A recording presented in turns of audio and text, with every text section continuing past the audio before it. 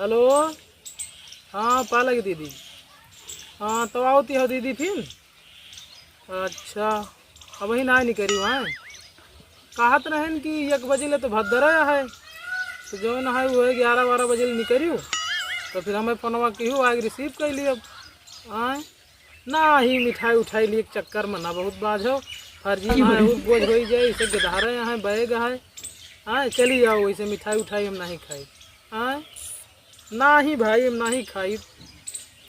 अच्छा कि बहुत कहती हो तो बता दिए थे जौन खाई थे। हाँ काजू कतली हमें बहुत नीक लागत है लेकिन तू आओ दीदी हमें तोहार मुआ है ठीक है राखी बंध जाए बस और कोनो नहीं हमें मिठाई उठाई के।